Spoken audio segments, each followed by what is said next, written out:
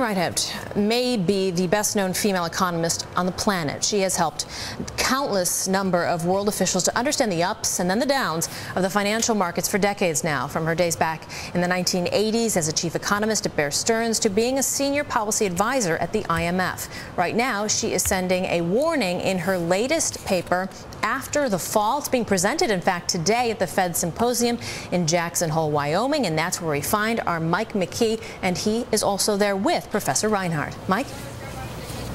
Thank you very much, Melissa. Professor, thank you very much for joining us. What people should know is you recently wrote a book about This Time It's Different, looking at the effect financial crises have on recessions throughout history, and found basically it's not different. And in your paper today, which was presented ironically right after Ben Bernanke's speech, you say it's not going to be different this time for the United States. We're facing a long slog.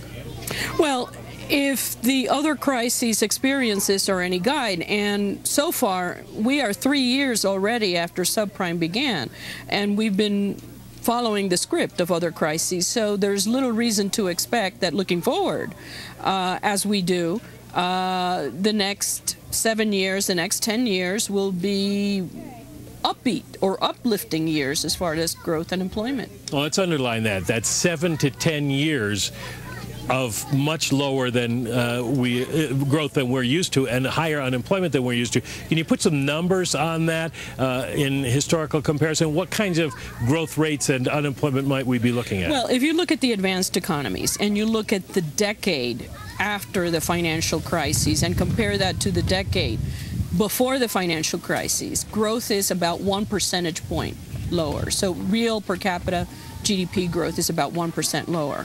The real eye-catching figure is unemployment. For the advanced economies, unemployment rates are about 5 percentage points higher. So we had an unemployment rate before we got into this whole thing that was in the 4 or 5% range. That's correct.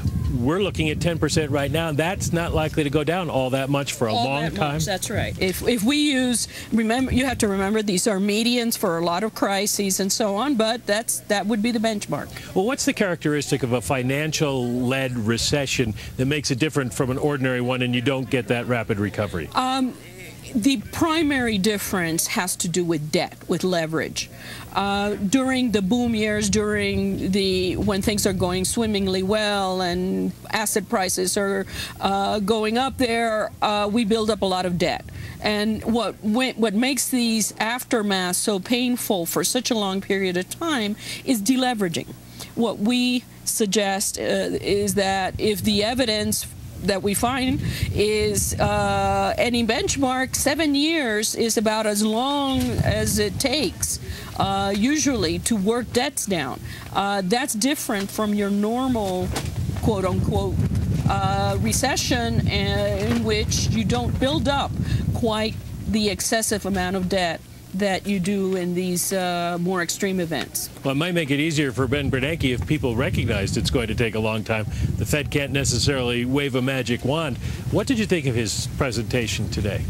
I think that he tried to be non-committal about what the next step is going to be. I think he tried to give as balanced a speech as possible. I think that, however, my own interpretation of how events are unfolding is that the Fed may be very well in for another round of easing. All right, Carmen Reinhart, After the Fall, long way till we can get up. Thank you very much for joining us today. Back to you in New York, Melissa. Really fascinating to hear the professor. Thank you, Mike, for bringing us that interview.